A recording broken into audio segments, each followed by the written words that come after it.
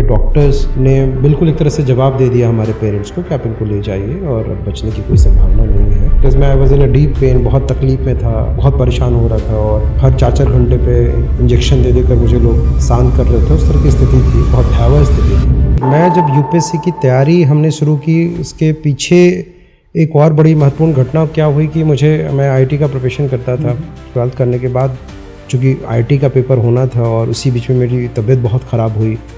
Popular सा hospital हुआ करता था, वहाँ के डॉक्टर्स ने बिल्कुल एक तरह से जवाब दे दिया हमारे पेरेंट्स को कि आप इनको ले जाइए और अब बचने की कोई संभावना नहीं है। बिकॉज मैं was in a deep pain, बहुत तकलीफ में था, बहुत परेशान हो रहा था और हर 4-4 घंटे पे इंजेक्शन दे देकर मुझे लोग शांत कर रहे थे। उस तरह की स्थिति थी, बहुत भयावह स्थिति थी।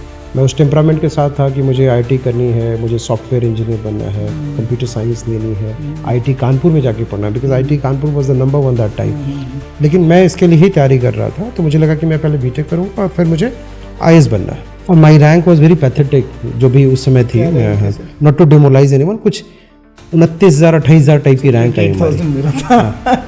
जब मैं दिल्ली पहुंचा, मेरे एक दोस्त ने मुझे जेएनयू घुमाया कि जेएनयू चलते घूमने के लिए। उस शाम का माहौल था, वो लोग मसाल लेकर जुलूस निकाल रहे थे, कई सारे सामाजिक विषयों के ऊपर चर्चा कर रहे थे, ढाबों पे अलग अलग किस्म के लोग बैठे हैं। और कैंपस में जाकर फिर मैंने एंट्रेंस दिया, मेरी 6ठी रैंक लगी जेएनयू में।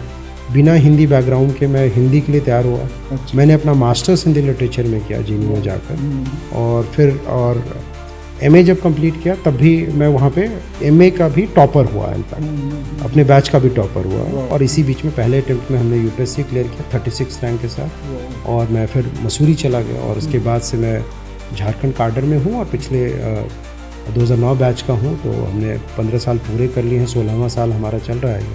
और मैं बतौर सचिव श्रम विभाग, श्रम रोजगार प्रशिक्षण एवं कौशल विकास विभाग, तो ये 4 वर्टिकल हमारे हैं जिसका मैं विभागीय सचिव हूँ और मैं यहाँ काम कर रहा हूँ।